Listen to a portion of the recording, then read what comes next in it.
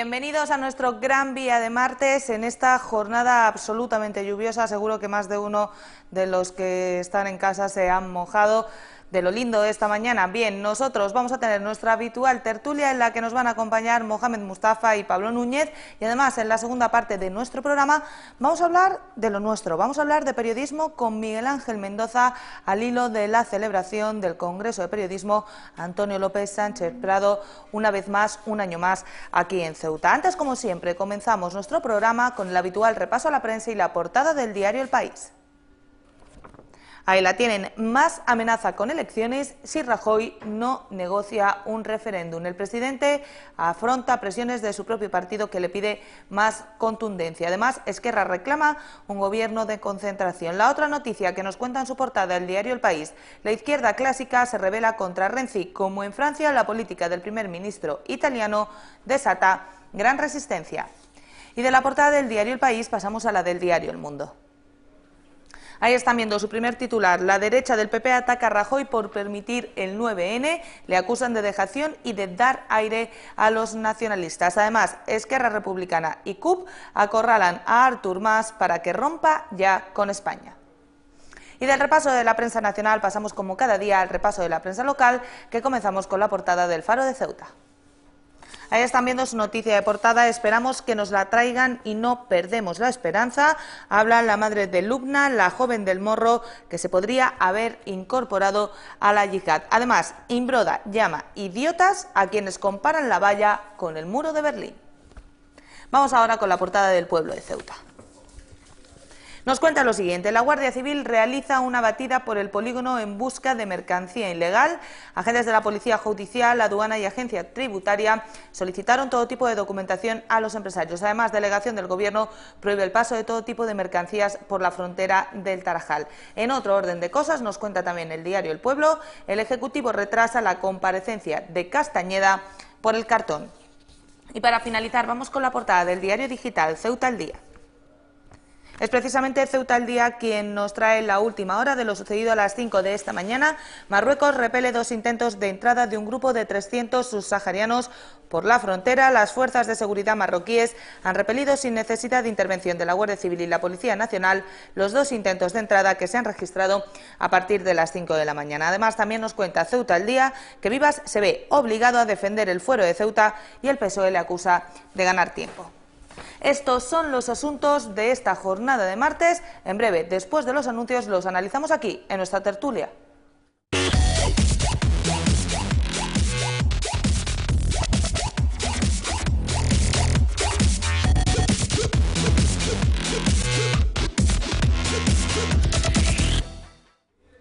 Aquí estamos de vuelta en Gran Vía. Les presento a quienes me acompañan hoy. Pablo Núñez, bienvenido. Buenos días. Mohamed Mustafa, bienvenido. Muchísimas gracias. Y nosotros les leíamos la portada de la prensa en papel hace unos minutos, pero tenemos que leerles ahora las portadas de la prensa digital, porque saben que a veces pasa durante este programa que todo cambia en un segundo. Nos vamos con la portada del diario El País. Dice: Alaya ordena 30 detenciones en otra redada anticorrupción. La juez investiga sobornos a técnicos y altos cargos municipales a cambio de contratas públicas amañadas. Así nos cuenta esta última hora el diario El País. Vamos con lo que nos cuenta el diario El Mundo. Registran la Diputación de Sevilla en una operación anticorrupción. Agentes de la Guardia Civil están registrando algunos despachos de la Diputación de Sevilla en una operación que se ha extendido también a Extremadura, Madrid y Canarias. Y para tener una tercera visión del asunto, vamos con el diario.es, que nos dice: detenciones y registros en una nueva redada contra la corrupción en Andalucía, Madrid y Extremadura. La cifra de detenidos podría alcanzar la treintena. Agentes de la Unidad Central Operativa de la Guardia Civil llevan a cabo numerosos registros en diversas instituciones, entre ellas la Diputación de Sevilla. Pues bien, esta es la última hora, tenemos muy pocos datos, más allá de ese número de detenciones del que se habla, una treintena, en la que estarían tanto técnicos municipales como altos cargos, como cargos de carácter político. Iba a preguntaros si os sorprende, pero creo que a estas alturas de la película y con lo que llevamos ya encima a lo largo de los últimos años, Pablo, sorpresa poca cuando ya se producen este tipo de actuaciones.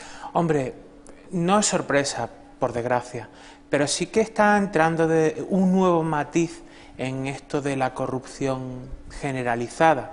Ya no solamente estamos hablando de cargos políticos ni de grupos políticos, sino de funcionarios. Personas que, aun a pesar del color político del gobierno, que tiene la responsabilidad democráticamente, continúan y, bueno, pues se pone en tela de juicio, en este caso, su honestidad, su honorabilidad, porque parece que participan o cometen posible cohecho a cambio de dar dádivas a determinadas empresas o determinadas cuestiones e intereses económicos. Pues, ¿qué decirte? Que nos queda libre, que nos queda bien, ¿no? Es una pena que volvamos ahora a entrar en un nuevo capítulo de la corrupción que influye a tantas y a tantas personas y del dinero y la sostenibilidad de todas y todos. Moja, una cosa que decía Pablo, por aquí habíamos visto pasar por este tipo de casos a la Casa Real, en la figura de Iñaki Urdangarín y la infanta Cristina, habíamos visto pasar a la clase política en la figura de muchísimos partidos, del PP, del PSOE, de Convergencia y Unión, de Izquierda Unida en el caso de las tarjetas Black, habíamos visto pasar a los sindicatos con el asunto de los ERES, pero también con el asunto de las tarjetas opacas. Y ahora de pronto es cierto que en las dos últimas operaciones que se han abierto, vemos otro factor, que es el factor de esos técnicos municipales que colaboran para que este tipo de corruptelas puedan llegar a producirse. Sí, la semana pasada cuando hablábamos no sé cómo denominarlo, de la operación Púnica. Muchas gracias, Laura. De la operación Púnica, el factor novedoso, como indicaba bien Pablo, eran los técnicos municipales o técnicos de las diferentes corporaciones o instituciones, quienes también sucumbían a ese cáncer de la democracia que es la corrupción. Claro, esto es cuando nosotros decíamos también en numerosas ocasiones que este cáncer puede poner en peligro al sistema político español, esto es la prueba irrefutable de que esto es cierto, es decir, no solamente los políticos, que suele ser nuestra diana perfecta, sino también gente que en principio tiene una posición laboral independiente, cuya principal función es la independencia, la garantía de los procesos administrativos, la garantía de la legalidad y la garantía presupuestaria, pues que efectivamente dan su brazo a torcer y caen y sucumben en este tipo de casos. Es el mismo sistema que hemos visto en la operación Púnica y en muchísimos casos. Estamos hablando de pago de comisiones, adjudicación de contratos, servicios que podían ser públicos perfectamente pero están privatizados y que en definitiva lo acaba ganando una empresa afín al político de turno o una empresa afín, familiar, etcétera. Es algo generalizado, es decir, esto no es la excepción que confirma la regla, sino que es la regla general en los casos de corrupción de España. Claro, cuando nosotros indicamos esto, hablamos de esto en numerosas ocasiones, estoy completamente seguro que en muchísimas tertulias, en muchísimos debates, los ciudadanos en la cafetería, cuando hablan de esto, se preguntan por qué no se abre un periodo de diálogo necesario entre las principales fuerzas de nuestro país para castigar de forma contundente este tipo de actuaciones. Claro, son contratos que por lo visto no tienen la suficiente garantía para que estos sean adjudicadas a la mejor oferta o que la empresa mejor postulada se lo lleve, sino siempre pasa lo mismo. Es decir, hay un empresario, que es otro factor del que hablábamos la semana pasada y que hay que volver a colocar en esta trama, hay un empresario amigo, conocido, que tiene una serie de relaciones con el poder político y acaba ganando la subasta o acaba ganando la adjudicación de un contrato. Entonces, además, casualmente, estos empresarios, casualmente suelen ser los mismos que financian a nuestros partidos políticos. No hay que olvidar que el mayor caso de corrupción, el escándalo por antonomasia de nuestro país, es que teníamos un partido de gran trascendencia, que es un partido de gobierno financiado de forma ilegal y que tenemos un señor que era el tesorero, que está entre las rejas precisamente por tener una caja B. Esto hubiese hecho caer a cualquier gobierno de cualquier democracia occidental conocida, pero sin embargo aquí no pasa absolutamente nada. Claro, uno se rasga las vestiduras y se indigna cuando oye hablar a Mariano Rajoy, a Monago o a Rita Barberá o a cualquier de estos políticos diciendo que contra la corrupción, tolerancia cero. Pero por Dios, Este es el ejemplo, si alguien no sabe lo que significa cinismo, esto es cinismo. Bueno, por favor, las cosas o el movimiento se demuestran andando, y en política las cosas se demuestran actuando. Y cuando hablamos de actuar, significa implementarlo de forma transversal, si se permite la expresión, articulando leyes, modificándolas, articulando procedimientos para que este tipo de cosas nunca vuelvan a suceder. Y hasta la fecha de hoy, yo pregunto a los dos compañeros que hoy tengo en la mesa, ¿conocéis alguna medida que se haya implementado de forma inmediata? La respuesta es no. Pablo, ¿es cierto que esta operación parece calcada a la operación Púnica? Sí. Además, en el funcionamiento, a la hora de conceder esos contratos, parece que hemos cogido la operación Púnica y la hemos trasladado a otro sitio, en este caso a Sevilla en vez de a Madrid. Y es que en la contratación anda el juego. El hecho, y comparto plenamente el discurso que ha hecho Moja, el hecho de introducir a la empresa privada sin determinadas garantías y la falta de honestidad hacen que este tipo de cosas pasen y sea generalizado. No podemos ahora olvidarnos de que en Ceuta también tenemos problemas con la contratación. De momento no han sido, parecen ser tan graves, pero irregularidades han habido y lo está reconociendo el mismo gobierno de la ciudad. Hace poco se cambió la ley de contratos y hace unos años también se volvió a cambiar, y podemos seguir cambiando la ley de contratos, exigiendo más garantías, exigiendo más requisitos, exigiendo más fiscalización, más transparencia. Pero se nos olvida lo que siempre concluyo cuando hablo de la Infanta, cuando hablo de los sindicatos, cuando hablo de la corrupción de los partidos políticos.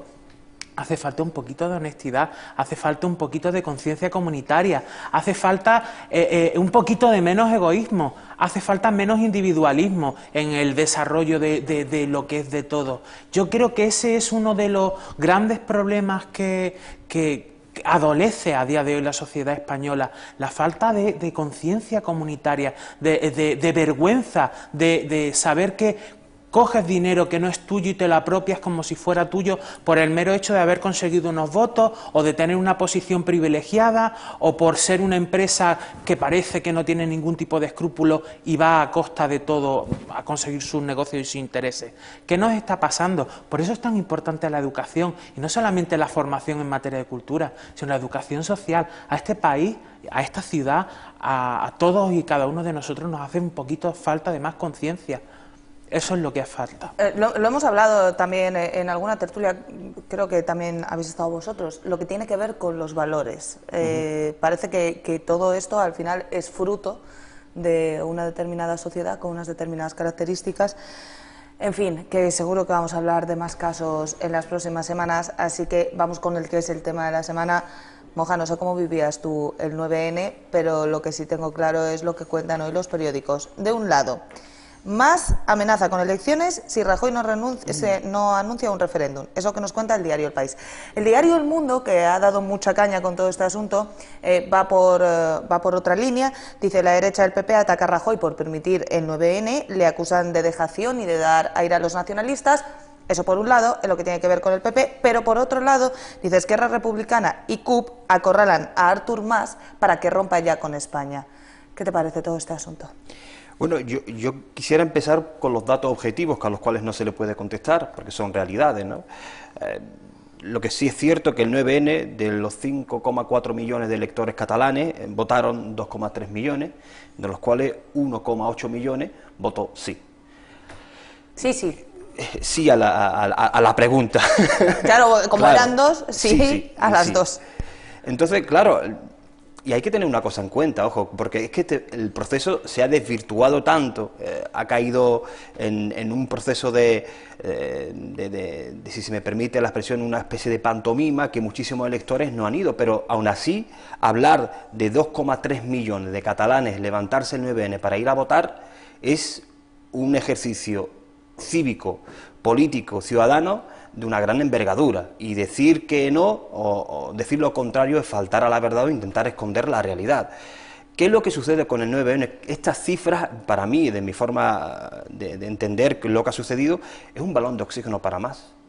Es un balón de oxígeno para una persona que prácticamente era un cadáver político, pero que en estas elecciones, en esta consulta, en estas votaciones, se ha vuelto a investir de nuevo con 2,3 millones de catalanes votando. Yo creo que el hecho de que nuestro gobierno haya tenido una actitud en cierta medida parsimoniosa, mirando hacia otro lado, llevándolo todo al juzgado, que esa no es la solución, yo creo que se ha equivocado tremendamente, y un personaje que en principio estaba abocado a fracasar, se erige ahora de nuevo como líder del catalanismo y sale vencedor en su caballo del independentismo, y muy probablemente, si hay unas elecciones, no salga derrotado. Esquerra Republicana, que era uno de los grandes anclas, o que decíamos que podía ser uno de los grandes beneficiosos o beneficiados de este proceso, yo creo que va a sufrir un duro revés, porque más en esta ocasión sí que ha sido capaz de navegar coherentemente de acuerdo a ese diálogo y a ese discurso, y ahora pues precisamente después del 9N, que esa es la gran pregunta, ¿qué es lo que va a pasar después del 9N? Su discurso ha virado en cierta medida, ya no se habla única y exclusivamente de independentismo, ya se habla de respeto a las minorías, ya se habla de que en Cataluña hay otras formas de entender la situación de Cataluña, y sí que yo percibo que no solamente a nivel nacional, donde los españoles estábamos casi divididos, ¿no?, en torno a la consulta, sino en Cataluña, porque de 5,4 millones la mitad se ha movilizado. Entonces sí que representa que hay un cisma dentro de Cataluña, la sociedad civil catalana, no la burguesía catalana transmitiendo valores para ver qué es lo que... No, sino la sociedad civil catalana se siente dividida, hay una fractura importante, y yo percibo que se va a generar un escenario complicado, donde, vuelvo a repetir, Artur Mas, que era el mayor damnificado de este proceso porque lo llevaba a los extremos aun sin creer en él, y voy a volver a repetirlo, sin creer en él, ahora sale reforzado. Entonces, las fuerzas políticas de nuestro país, de Cataluña, en cierta medida, no han sabido medir con cierta rigurosidad este escenario, y ahora la gran pregunta es, después del 9N, ¿qué es lo que sucede? ¿Qué es lo que va a pasar? Pues de momento lo que ha pasado es que no sabemos nada del presidente del gobierno. Mariano Rajoy no ha comparecido todavía desde... Cosa absolutamente criticable. Desde el domingo. Sí lo hacía el ministro de Justicia, eso sí, el presidente del gobierno no ha tenido ningún acto público. A quien sí veíamos ayer en Cataluña, Pablo, era al secretario general del PSOE, a Pedro Sánchez, que acudía a reunirse con la ejecutiva del PSC. ¿Cómo has visto tú toda esta situación relacionada con el 9N? Bueno, lo que parecía una reivindicación normal y legítima de un... Una cosa que sí que no he dicho y sí que me gustaría destacar, porque tampoco lo dije ayer, no hubo ni un solo incidente en toda la jornada del domingo, claro, que parece que es algo muy evidente y que no hay que resaltarlo porque es lo normal, pero según estaban los ánimos, a mí me parece importante decir que no hubo ningún incidente en la jornada del domingo. Permíteme, Pablo, yo por eso decía, cívica, un movimiento cívico y político, porque es que el mensaje es claro y contundente, no solamente en lo que dice, sino también en las formas, y en política son importantes las formas, como indicaba Laura. Por supuesto, pues, Pablo. Sin lugar a dudas, un sentimiento legítimo de identidad de parte de una población, de un territorio que parece ser mayoritaria, está siendo a día de hoy el arma arrojadiza entre las dos derechas, la centralista y la autodeterminista. Y cada vez se están tensando más las cuerdas para ver quién es el que gana el juego. Pero se olvidan de una cosa, que pierden los ciudadanos. La situación parece que es calma, pero la situación política cada vez se está enrareciendo y se está tensando más a límites hasta ahora insospechados. Es la primera vez que yo he escuchado a la Unión Europea hablar de preocupación de forma soterrada y sutil sobre este tipo de cuestiones. Es la primera vez en la que estoy hablando o estoy viendo a las organizaciones internacionales, a líderes internacionales, hablar sobre este tema y sobre la forma tan violenta, tan agresiva con la que se está llevando. Yo creo que la solución pasa por renovar los acuerdos constitucionales, renovar el modelo territorial, que es lo que desde el momento cero está propugnando el Partido Socialista y más concretamente el PSC. El federalismo, de verdad, el que tiene amparo constitucional con una clara determinación de las competencias, es la solución para que Cataluña siga y se mantenga en un Estado español, porque el seguir en esos rifirrafes de la derecha lo único que va a conseguir es situaciones en las que ninguno de nosotros nos vamos a querer ver inmiscuidos. Tú hablas de más como damnificado o como menos damnificado. Yo creo que más lo que está haciendo es quemar todas sus naves. Sabe que ya es un cadáver político y yo creo que lo único que está aprovechando ese oxígeno es para, por desgracia, tratar o dejar cubiertas las espaldas sobre algún que otro tema que también tiene personal y del que ahora no se está hablando. No podemos olvidar que la corrupción también está en Cataluña y que es una cuestión que todavía tiene mucho trámite y muchos capítulos que todavía no conocemos.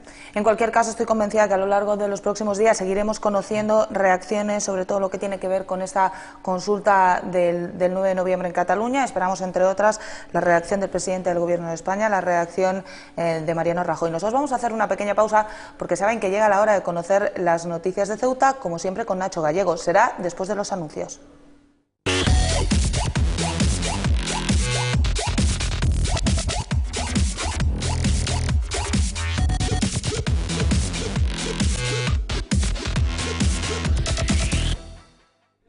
Ya estamos de vuelta aquí en Gran Vía. Llega la hora de conocer las noticias de Ceuta con Nacho Gallego. Nacho, ¿cómo va la mañana?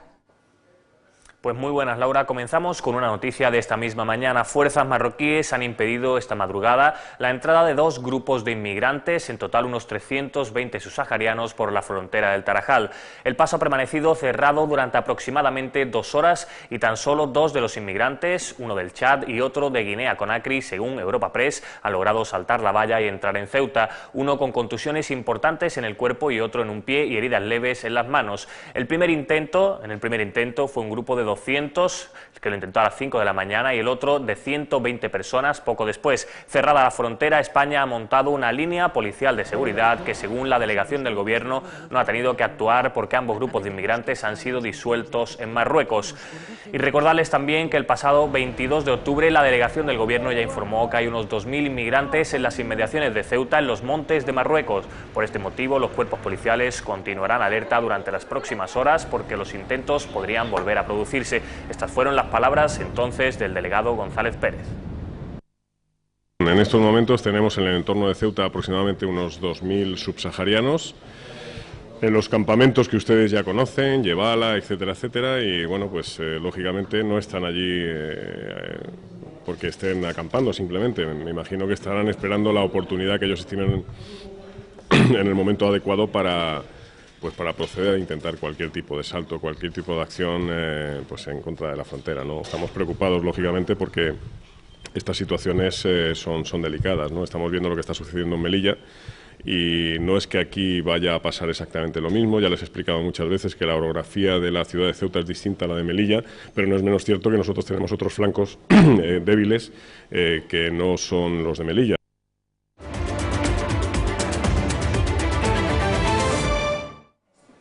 El PSOE de Ceuta cree que el Gobierno debe acatar la sentencia que anula los nombramientos de los viceconsejeros y no presentar recurso alguno, y plantea una duda jurídica. ¿Afecta la anulación a las decisiones tomadas por estos cargos cuyo nombramiento ha vuelto a tumbar la justicia?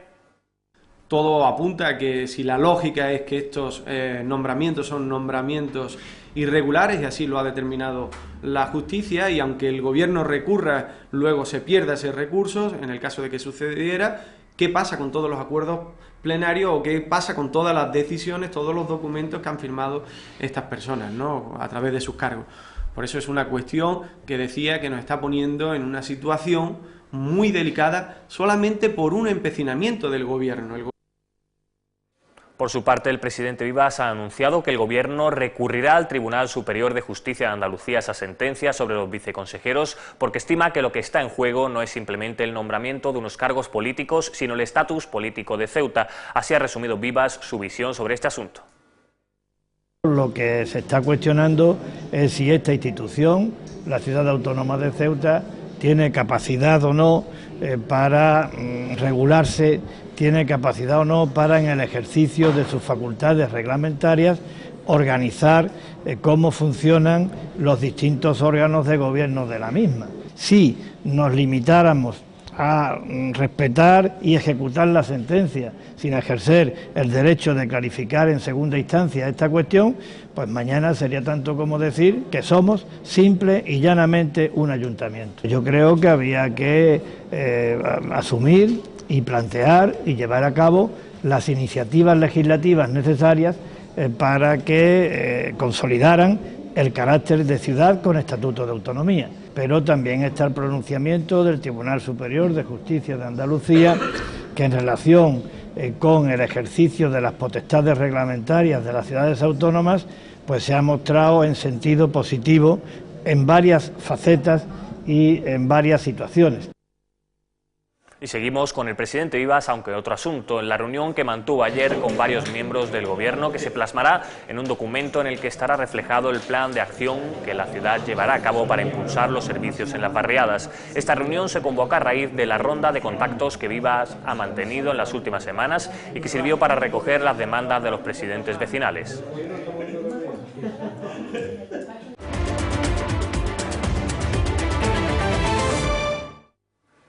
La Federación de Familiares de Personas con Discapacidad Intelectual, FEAPS, ha inaugurado un nuevo comedor, unas instalaciones que han contado con el apadrinamiento del presidente Vivas, quien se ha comprometido a incluir en los presupuestos de 2015 partidas específicas para atender las necesidades de las personas dependientes e incluso ha anunciado que aspira a crear un polifuncional para todas aquellas asociaciones que trabajan con personas vulnerables. FEAPS ha inaugurado este lunes un comedor en sus instalaciones, un espacio que proporciona una nueva dimensión a la federación y que de inicio dará servicio a más de 72 usuarios en varios turnos. Un salto de calidad que ha sido la principal apuesta de la nueva directiva. El presidente Vivas ha apadrinado el acto de inauguración mostrando su orgullo por la inversión social del gobierno. Me atrevería a decir que no hay mejor inversión que esta, en todas las que lleva a cabo la Ciudad Autónoma de Ceuta. Habrá algunas que se le puedan igualar en importancia, pero ninguna la puede superar en importancia. Acompañado por la presidenta de FEAPS, la del CERMI y varios representantes más de diferentes asociaciones de colectivos vulnerables, el presidente ha realizado varias promesas de las que los presentes han tomado buena nota. Yo confío que en el presupuesto de 2015 algunas de las necesidades puedan ser atendidas. Es una semana decisiva al respecto, yo espero que lo podamos conseguir. Evidentemente se está grabando efectivamente. Próximamente iniciará la construcción de una pequeña pista deportiva en las inmediaciones para que también los chicos tengan ese complemento en materia de ocio y eso también se está grabando. Construir un centro nuevo que atienda todas las necesidades que tenéis en materia de infraestructuras y a ser posible que no afecte solamente a FEAPS, sino que también afecte a todas las asociaciones que en favor de las personas dependientes atienden cometidos importantísimos. Una especie de centro polifuncional bien dotado y que satisfaga todas las aspiraciones que tenemos al respecto. Y pasamos a hablarles del tiempo. Sin duda el viento ha sido el protagonista de esta jornada. A las 7 de la mañana se han llegado a rachas de 50 km por hora y por ello la EMET ha mantenido activa la alerta amarilla hasta este mediodía. Cambiamos de asunto. Este es el momento en el que se va a descubrir la pintura al óleo del artista Clemente Jesús Rivas, que próximamente presidirá la exposición permanente de la Virgen de África. Este lunes se han cumplido 68 años de la coronación canónica de la imagen y por ello se celebró un oficio religioso en el santuario de la patrona, al que asistió el presidente de la ciudad, entre otras autoridades civiles y militares. Y así terminamos hoy este espacio informativo. Ahora sigan disfrutando de Gran Vía. Muchísimas gracias, Nacho. Estábamos hablando aquí de cosas que se nos quedan de comentar de la parte nacional e internacional, porque en estos días, ¿no? Ni ayer ni hoy, no nos ha dado tiempo a hablar de todo lo sucedido con Monago y sus viajes a Canarias. No nos ha dado tiempo a hablar del mantenimiento de la imputación a la infanta Cristina por algunas de las cuestiones que se le señalaban, aunque se la ha desimputado por otras. Y no nos ha dado tiempo a hablar de ese escándalo que está rondando a Jean-Claude Juncker, ya saben, al presidente de la Comisión Europea, en torno a lo que está pasando en su país respecto a exenciones fiscales, a empresas, en fin, hay muchas cosas de las que no nos da tiempo a hablar, pero prometemos hacer propósito de enmienda, apuntarlas y la próxima semana, si no llega a una última hora como la de hoy, poder comentar todos estos asuntos. Vamos ahora con las cuestiones que tienen que ver con Ceuta, que vienen marcadas por ese intento de entrada esta mañana a las 5 de la madrugada de cerca de 320 inmigrantes a través de la propia frontera del Tarajal. Un intento que ha sido repelido por las fuerzas del orden marroquíes y que, según cuenta la agencia Europa Press, no hemos podido tener confirmación oficial en Ceuta, ha supuesto que finalmente hayan logrado entrar en nuestra ciudad 2 personas, una de ellas tendría que haber sido atendida en el hospital universitario Moja. Hacía ya muchos meses que no vivíamos un intento de entrada de estas características, aunque en Melilla los hemos seguido viendo de forma constante. Pues bien, hoy 300 personas han intentado entrar en la ciudad. Bueno, sí, este tipo de asaltos, bueno, a lo largo del año vamos comprobando que se van alternando entre las vallas de Ceuta y Melilla en función de lo que ellos consideran las circunstancias propicias para intentar pasar al otro lado. Bueno, yo también entiendo que ahora con el cambio de climatología que sobre todo les afectará de forma muy negativa a este colectivo que vive en los montes de aquí, cercano de Ceuta, a la zona de Yebala, y que efectivamente pues le hará empujar que estos subsaharianos intenten pasar al otro lado, por una simple cuestión, primero porque ellos están aquí o están intentando saltar para mejorar sus vidas, en segundo lugar porque las circunstancias o las condiciones en las que están sobreviviendo en esos campos es dramática, y en tercer lugar, y lo más importante de estos flujos, es que el origen de todo este proceso, que en algunas ocasiones termina de forma dramática en nuestra frontera, es el hambre, la inestabilidad en sus países. Bueno, y contra eso no se está haciendo absolutamente nada. No se está haciendo absolutamente nada en contra del ébola, que es una enfermedad gravísima y que la hemos conocido cuando ha llegado a nuestra frontera o ha estado en nuestro país, y cuando aún con el llamamiento del secretario general de la ONU, que se ha pedido financiación, los países europeos han respondido de forma ridícula, si se me permite la expresión. Se está haciendo algo por el hambre, pues prácticamente nada. Es decir, no atacamos el problema desde su origen, no entendemos que el tercer mundo necesita, el mal llamado tercer mundo necesita de nuestra atención, y efectivamente también necesita de políticas coherentes, sobre todo de la Unión Europea, no hablo a nivel nacional, sino de la Unión Europea como entidad supranacional, la que debe intervenir, y en alguna medida pues yo creo que tenemos la responsabilidad moral de intentar echar una mano en nuestros países. La lucha contra el hambre creo que debe ser un requisito fundamental, esencial en la agenda política de cualquier gobierno nacional o supranacional, y de otra manera es prolongar este tipo de circunstancias que, como muy bien indicaba anteriormente, son dramáticos, terminan de forma dramática, y a los que desgraciadamente nos hemos acostumbrado a ver en la televisión, ¿no? Hoy ha sido en Ceuta, pero es que curiosamente hoy el Faro lleva en su portada unas declaraciones del presidente de Melilla relacionadas con esto. Dice Imbroda, nos cuenta el diario El Faro, que Imbroda llama idiotas, entre comillas, a quienes comparan la valla de la ciudad autónoma, en este caso de Melilla, creo que es extrapolable a la de Ceuta, con el muro de Berlín. Pablo. El idiota es él. No tengo más que comentar sobre un señor que se supone que es presidente de la otra ciudad hermana y senador del Estado. Creo que es una responsabilidad del Gobierno de todos los ámbitos, local, autonómico, estatal y por supuesto europeo e internacional, el asegurar la cooperación internacional como la única vía eficaz de romper esta lacra a la que se están viendo abocados muchas personas que buscan una vida mejor y que aparte son víctimas de mafias y de engaños para venir a ese dorado que les prometen y que en realidad es pues todo lo contrario, incluso su propia muerte.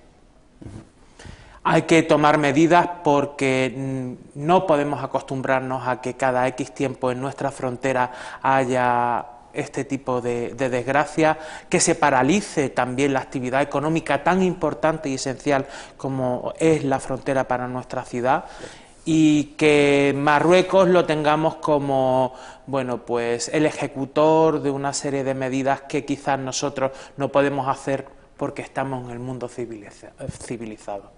Hay que reflexionar, hay que generar consenso, hay que tomar medidas porque esto se nos va de las manos. Hablaba Pablo de la actividad económica que se genera en la frontera, que hoy ha sido reabierta a las 8:30 de la mañana después de los 2 intentos de entrada. Claro, nos vamos al diario El Pueblo y nos encontramos con una información relacionada con esto último que decía Pablo, que es que la Guardia Civil realiza una batida en el polígono del Tarajal en busca de mercancía ilegal. Fueron agentes de la Policía Judicial, Aduana y Agencia Tributaria que solicitaron todo tipo de documentación a los empresarios. Esto va muy en la línea de las declaraciones que hacía el delegado del Gobierno la semana pasada respecto a que no se intente jugar con la Administración. Hombre, no se puede soplar y sorber a la vez, el Partido Popular juega algo que bueno, a engañar a la ciudadanía de una forma vil, además de una forma descarada. No se puede argumentar por parte del Gobierno de la ciudad, del Partido Popular, que los polígonos representan un pulmón económico para Ceuta y que en consecuencia nombran a un amiguete como coordinador de los polígonos porque es una entidad tan importante que requiere de la atención política, y acto seguido tenemos un delegado del Gobierno, del Partido Popular también, que criminaliza de forma tan flagrante a los empresarios. Hay que recordar, yo quiero dejarlo meridianamente claro, la mayoría de los empresarios cumple con la ley y paga sus impuestos. Voy a repetirlo, la mayoría de los empresarios cumple con la ley y pagan sus impuestos. El IPSI, una gran parte del IPSI que entra es de estos empresarios. Ahora, lo que se le exige a nuestros responsables, a nuestros gobernantes, es que faciliten y que en la medida de sus posibilidades, si él decía que existían ilegalidades dentro del polígono, usted como delegado del Gobierno tiene la obligación legal de actuar, y si no lo hace, usted está prevaricando, porque a sabiendas de que se está cometiendo ilegalidades, las deja funcionar. Esto no es así. Basta ya de criminalizar, y cuando un colectivo me es reacio, acto seguido portadas, y la única solución que encuentro son titulares, pero grandilocuentes, día sí, día también. Este es el delegado del Gobierno de los titulares. Da igual quién sea su víctima, da igual si el alcance de sus declaraciones puede empeorar la ya maltrecha economía local. Él da su titular. Y a mí me parece, cuanto menos, absolutamente irresponsable por su parte, y lanzar de nuevo la consigna que he dicho anteriormente, y voy a volver a repetir, la mayoría de los empresarios cumple con la ley y pagan sus impuestos religiosamente. Pablo, ¿qué te parece todo esto que está comentando Moja y esto que nos contaba el diario El Pueblo en su portada, esta inspección que se llevó a cabo en la jornada de ayer? Bueno, pues la inspección puede ser lógica o no, pero lo que sí que estoy de acuerdo con Moja es que no se puede criminalizar a todo un sector que, por cierto, está dando sostenibilidad a nuestra economía, a nuestra ciudad. No se puede estar imponiéndoles la obligación de poner una seguridad privada cuando estamos hablando de una zona fronteriza que genera conflictos que se están realizando ya no en el territorio de Marruecos, sino en el nuestro, violación sistemática de los derechos humanos, porque se están tratando a personas como mulas de carga, y no solamente por el peso que llevan, sino porque también se les está aporreando y se les está poniendo al orden.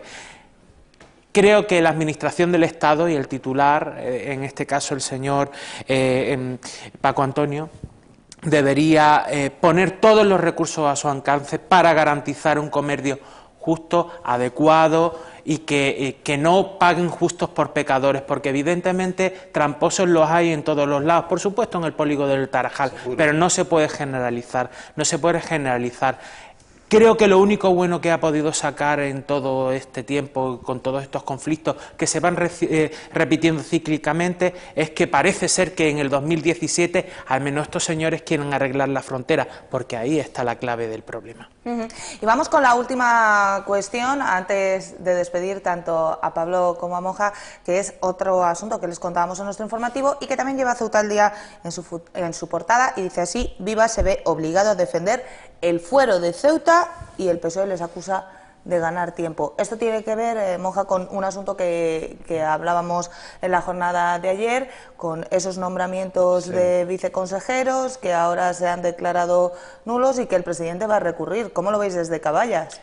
Bueno, yo voy a parafrasear al propio presidente, ¿no? Y él decía que iba a defender el estatus político de Ceuta, ese estatus político que no hace aproximadamente un mes votó en contra de él, porque nosotros llevábamos una propuesta en ese sentido, en que Ceuta debe convertirse en comunidad autónoma, sobre todo por este tipo de cuestiones. Pero yo creo que este discurso no es más que el parapeto o sirve para esconderse al presidente de la ciudad. Aquí lo que subyace es que hay 8 personas nombradas de forma ilegal y que la única cuestión que le queda es que, como son 8 personas pertenecientes a 8 familias del Partido Popular, tienen que seguir ahí, porque de lo contrario tendríamos problemas dentro del propio partido. Es decir, entender que la administración, o usar la administración, tener un uso patrimonial de la administración por parte del Partido Popular, que esto no es algo novedoso, sino que se lleva produciendo a lo largo de los años del gobierno del Partido Popular del señor Vivas. Entienden que la administración es algo patrimonial, propiedad del Partido Popular, y en consecuencia nombramos a cuanta gente necesitemos, creamos los organismos que entendamos que son necesarios y ahí colocamos nuestros amiguetes. Esto es flagrante, insultante, sobre todo para esas 14.000 personas que se encuentran en paro. Y sobre todo es un insulto que este tipo de cuestiones, 8 personas, ¿qué es lo que pasa? Que estas 8 personas tienen un estatus superior al resto de los ciudadanos de Ceuta. Es decir, usted es capaz de recurrir ante una flagrante ilegalidad porque prefiere el bienestar de su partido al bienestar de las arcas públicas y el de la ciudadanía. Mire, yo creo que con esto se retrata al Partido Popular y se retrata al señor Vivas, sobre todo cuando ahora utiliza el argumento político del estatus de Ceuta. Es deplorable, lo mires por donde lo mires. ¿Pablo?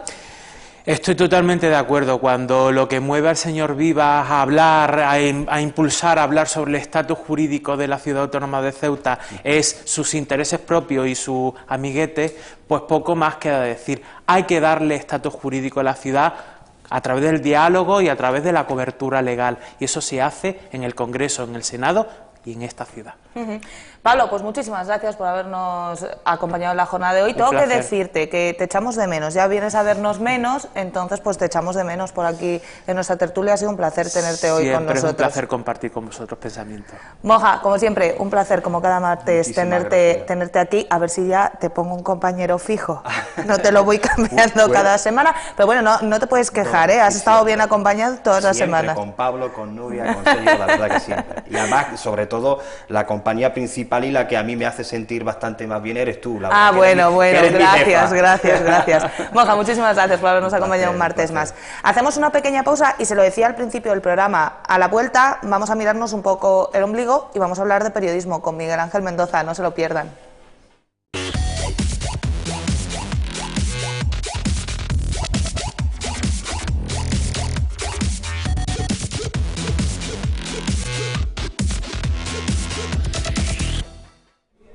Aquí estamos de vuelta en Gran Vía y se lo comentaba antes de que nos fuéramos a publicidad, que nos íbamos a mirar el ombligo y que íbamos a hablar de periodismo, y para eso tengo aquí a Miguel Ángel Mendoza. Bienvenido. ¿Qué tal, Laura? Buenas tardes. Es uno de los organizadores del Congreso de Periodismo de Ceuta, el Congreso de Periodismo Antonio López Sánchez Prado.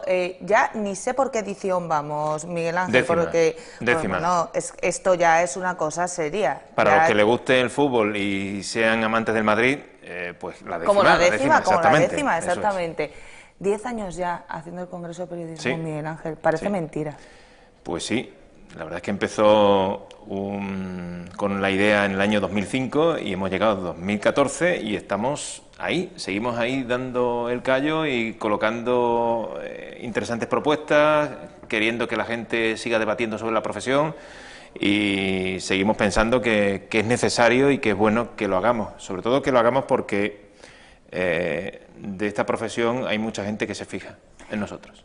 La idea que surgió de un grupo de amigos. De un grupo de amigos. Una tarde. O una noche. O una noche, más bien, lo que fuera. Más bien de madrugada. Tomando algo. Tomando algo. Bueno, eso también forma parte del mito. Y que se convirtió en una realidad. Cuando uno ve que en esta 10ª edición sigue funcionando, supongo que el orgullo es tremendo. Hoy estás tú aquí, pero bueno, sí. esto también es obra de Juanjo Coronado, también Exacto. Es obra de Raúl Llamas. Cuando os miráis y decís, 10 años, 10 ediciones ya, ¿cómo hemos llegado hasta aquí? Pues hemos llegado con mucho esfuerzo, con mucha colaboración. Hay que agradecer a mucha gente, aparte del esfuerzo que ponemos nosotros, que está ahí detrás y que presta ese apoyo logístico, y ese apoyo a veces incluso hasta más que logístico, ¿no?, para poder tirar hacia adelante. De hecho, pues, ¿qué quieres que te diga?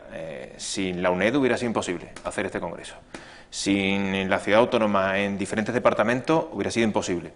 Sin ahora patrocinadores que están con nosotros y que hemos conseguido que el congreso pues tenga cierta relevancia, sería imposible. O sea, hay grupos, hay estamentos, hay instituciones que han colaborado en estos 10 años. Evidentemente, nosotros seguimos estando ahí. Los tres que pensamos en un principio que este congreso se podía hacer, la Asociación Cultural Calipso, dijimos adelante, nos pusimos en 2005, y de la primera edición, en la que era toda una aventura, en la que pusimos encima de la mesa muchísima ilusión, ahora evidentemente ya lo que ponemos es la experiencia. Ya sabemos cómo va, hay más tranquilidad a la hora de plantear el congreso, pero también más responsabilidad, porque ya no puede salir mal. El primer año puede ser un auténtico desastre, hay muchos fallos, pero tampoco lo fue, No, pero podía haberlo sido. Podía haberlo sido, y nosotros, Laura, notamos que hay mucha diferencia entre el primer año y la 10ª edición, no te puedes ni imaginar. Lo que pasa es que eso son las singularidades nuestras, nuestras particularidades, que algún día lo mismo nos da por contarlo en un libro. O sea que la idea está ahí. Bueno, el Congreso de Periodismo este año, que se celebra los días 13 y 14 de noviembre en la UNED. Claro, algunos todavía seguimos teniendo en la cabeza la UNED ahí arriba en el morro. Exacto. No, en absoluto. No, ya en el campus universitario, que ya se celebraba en la última edición, en la 9ª edición, ya se celebraba allí. ¿Qué ofrecéis este año en el Congreso de Periodismo, Miguel Ángel? Pues este año principalmente las charlas van dirigidas a las nuevas tecnologías. Se pretende saber exactamente en qué posición estamos los periodistas. Si estamos preparados para un desarrollo de las nuevas tecnologías con una implicación hacia nuestro trabajo, si realmente somos capaces de desarrollar ese trabajo aprovechando las nuevas tecnologías, o nos quedamos atrás. Y la pregunta tiene una respuesta muy clara: hay que aprovechar las nuevas tecnologías. Pero no es una cosa de futuro, es que es el presente ya. Es que ya incluso es casi el pasado. Ya debemos estar utilizando las nuevas tecnologías desde hace mucho tiempo. Utilizar las redes sociales, utilizar lo último en telefonía móvil, lo último en desarrollo tecnológico, todo eso ya es fundamental. Y la pregunta es si tendemos al hombre o mujer orquesta. Si nos convertimos realmente en quien tuitea en una rueda de prensa mientras saca una foto o realiza una pregunta y está escribiendo al mismo tiempo, o no. ¿A qué tendemos? ¿A reducción de personal en los medios? ¿A mejorar la calidad de la información que se ofrece? ¿A darlo todo aunque no sea de tan buena calidad porque es imposible prácticamente abarcarlo todo? Esas son preguntas que nos queremos hacer y que se van a hacer en el Congreso, porque de hecho, si te parece, ahora en un momento desarrollamos algunas de las ponencias que van a ponerse en marcha, pero esa es la dinámica que queremos poner en marcha. Viene mucha gente y muy interesante al Congreso, pero yo permíteme, porque ya que estamos en Ceuta y que es una persona muy relevante, hablando de lo que estabas comentando ahora mismo, una de las personas que va a estar en el Congreso este año es Carmela Ríos.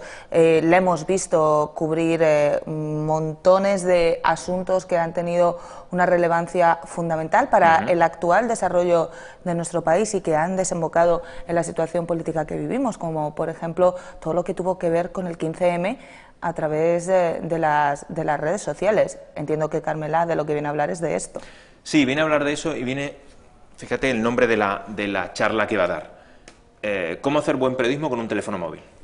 O sea, es suficientemente explícito para darse uno cuenta que esa es la temática en la que tenemos que inmiscuirnos los medios de comunicación, los periodistas y los oyentes, lectores o televidentes. Tenemos que ser conscientes que ese es ya el presente nuestro y que no sabemos lo que puede deparar las nuevas tecnologías de aquí a 5 años. Hace 6, 7 años no existía la posibilidad de en los medios utilizar las redes sociales con la difusión que tienen ahora mismo. Era algo prácticamente impensable. Hace 20 años un teléfono móvil era un artículo auténticamente de lujo. Sin embargo, ahora es no una necesidad, es más que una necesidad, es imperioso. Pues ese tipo de cosas son las que se van a plantear. Y es importante que lo haga. De hecho, Carmela está muy ilusionada en la charla.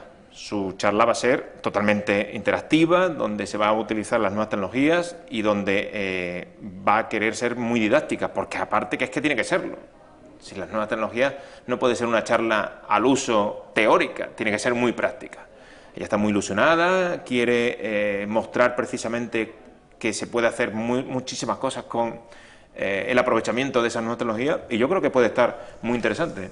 Además de Carmela, viene más gente. Cuéntanos, ¿quién vais a tener este año en el Congreso, Miguel Ángel? Pues mira, Laura, entre otras personas de las que vienen, está también, aprovechando precisamente el uso de las nuevas tecnologías, está Agustín Rivera, que es el delegado del Confidencial en Andalucía, y es una de las personas que evidentemente ha pasado esa transición de la prensa de papel a la prensa digital. Él, que siempre había escrito en papel, de repente se encuentra escribiendo en digital. Él es profesor en la Universidad de Málaga y creo que puede explicar perfectamente cuál es esa transición. Si el papel realmente tiende a morirse, si tiende a ocupar un papel secundario, nunca mejor dicho, valga la redundancia, si tiende a quedarse como una publicación mensual, semanal, o si sigue teniendo su hueco, como lo está teniendo de momento. ¿Y qué pasa con la prensa digital, a la que cada vez se le presta más atención? Esa es una de las temáticas que se va a tocar en el Congreso. Pero aparte hay alguna que otra, como la de Montserrat Lluís, que es la subdirectora de ABC, que también va a hablar sobre la prensa digital. O sea que van a estar muy bien conectadas esas ponencias, aunque cada uno en una faceta. Fíjate, si tiene importancia esto de lo que estás hablando, Miguel Ángel, que hoy, hoy nos ha pasado, nos pasa muchos más días en el programa. Nosotros todas las mañanas presentamos las portadas en papel del diario El País, del diario El Mundo, del Faro, del Pueblo y en este caso el digital Ceuta al Día. Las hemos presentado y 3 minutos después, cuando nos hemos sentado en la mesa de la tertulia, nos hemos dado cuenta que ninguno de los temas que llevábamos en las portadas de ese día iba a ser el tema principal del que íbamos a hablar, porque precisamente a través de un dispositivo pequeñito como es este que tenemos sobre la mesa, hemos vuelto a mirar las portadas y habían cambiado, y de pronto ya todos los diarios con lo que habrían es con esa operación anticorrupción que se está desarrollando en Sevilla, en Canarias y en Extremadura, y de la que ya se habla de una treintena de detenidos. Es decir, lo tenemos sobre la mesa y en cualquier momento pues te cambian el desarrollo, en este caso, de un programa como es Gran Vía y de una tertulia tal y como estaba preparada. Miguel Ángel, ¿qué momento crees que vive el periodismo hoy en día? ¿Cómo está? ¿Está sano el periodismo en España? Depende a qué lugar coloques el foco. Vamos a empezar poco a poco. Respecto a la calidad. Creo que se está haciendo buen periodismo, pero se está viendo resentido por la falta de personal. Se necesita más personal. Y se necesita que todo el mundo compita, entre comillas, en igualdad de condiciones, con todos los medios también disponibles. La crisis se ha notado mucho. Se ha notado muchísimo. No solo por el despido de personas, sino porque quienes han quedado han tenido que hacer más trabajo del que hacían antes. Y la cuestión no es no querer hacerlo, sino llegar a todos los sitios y hacerlo con buena calidad. Entre tanto, vemos como cada año siguen saliendo de las facultades siempre estudiantes y estudiantes de periodismo que siguen considerando esto una vocación y dicen, sí, la cosa está muy mal, pero yo voy a intentarlo. En vuestro caso, quienes vienen son estudiantes de la Universidad de Málaga. ¿Cómo los estás viendo, Miguel Ángel? ¿Cómo has visto también la evolución del estudiante de periodismo desde esa primera edición del Congreso a esta última, a la 10ª? Pues Laura, lo hay de todos los tipos. Hay de los que están, y que conocemos todos, que están empanados, o sea, que no se enteran absolutamente de nada. Todos hemos pasado por eso. Por eso te digo que ahora lo ves tú con todos hemos sido universitarios alguna vez. Todos hemos sido universitarios, lo ves con la perspectiva de los años, ya cuando se van cumpliendo unos cuantos te vas dando cuenta y los captas rápidamente, los ves muy avispados también, los ves que están con dudas de saber si preguntar o no preguntar, y lo primero que yo les digo cuando voy a la Universidad de Málaga y hablo con ellos es que pregunten, que aprovechen, que pregunten primero a mí si soy yo el que le está informando sobre el Congreso, y segundo, si vienen al Congreso, que no piensen que es una clase, que es un Congreso, o sea, que vienen a compartir lo que piensan, que no tengan miedo a decir lo que piensan, que digan lo que creen sobre la profesión, que pregunten, que establezcan contactos, y les digo sobre todo que cuidado, que lo mismo en un futuro están trabajando en esta ciudad, que sean conscientes de ello. Y nosotros lo sabemos. No serían los primeros, ¿no? Por eso. Creo que hay gente que vino a aquella primera edición y que luego pasó por Ceuta. Correcto. Tú lo sabes perfectamente. Sí, no fue mi caso, yo estaba muy lejos, pero conozco gente que pasó por esa primera edición del Congreso de Periodismo. Yo he ido posteriormente, yo he estado en 2 o 3 ediciones, cada vez que he tenido oportunidad he ido al Congreso de Periodismo. ¿Cómo salen preparadas esas nuevas generaciones respecto a lo que estábamos hablando, que es la temática de este año? Estamos hablando de gente que ya es prácticamente nativa digital. Quiero decir, a gente como tú o gente como yo nos costó un poquito más. No era habitual que hubiera un ordenador en casa. Por supuestísimo, no era habitual que hubiera un teléfono móvil hasta que fuimos personas adultas. Yo lo tuve pronto, ¿eh? Yo tardé en tener un teléfono móvil. En el 97. Pero siendo personas adultas ya. Sí, por supuesto. Y por supuesto nos hemos ido adaptando a todos estos nuevos dispositivos que han ido apareciendo, siendo personas mayores y ya dedicándonos a esto. Esta gente que viene de la Universidad de Málaga ya nacieron en una época en la que lo habitual era tener un teléfono móvil, lo manejan desde que son pequeños. ¿Se nota la diferencia? Se nota mucho la diferencia, Laura, se nota muchísimo. Además se les ve trabajar directamente, cuando te paseas por los pasillos ya están trabajando con sus pequeños portátiles, con tablet, con el teléfono móvil. Se nota muchísimo, están perfectamente conectados, a las clases van con su dispositivo, al Congreso ya vienen con su dispositivo, o sea que ellos están, al mismo tiempo incluso que se está celebrando el Congreso, están tuiteando, están metiéndose en Facebook, en Twenty, o sea que ellos ya lo tienen casi adherido como una extremidad más, el desarrollo tecnológico, con lo cual no hace falta decirle en ese sentido que ese es el camino, ellos ya lo saben perfectamente, ellos ya lo aplican, lo que hay que quizás enseñarles es la importancia que tiene ese camino, que no todo vale colocarlo en la red, no solo vale colocarlo en la red, sino hacerlo bien, que un tuit que se envíe y que tenga una difusión de 2.000 personas, son 2.000 personas que te leen y que pueden llegar a pensar que todo lo que tú coloques es verdad, y que tener cuidado y enseñarle esa responsabilidad social. Esa yo creo que es la principal faceta que tienen que aprender, la responsabilidad social que tienen cuando emiten, que lo pueden emitir a través de un tuit, o lo pueden emitir a través de la televisión, como estamos haciendo ahora, a través de la radio o a través de la prensa digital o la prensa escrita. Pero aprender la responsabilidad. Si aprenden eso, evidentemente, lo otro ya lo tienen, ese camino ya lo tienen andado.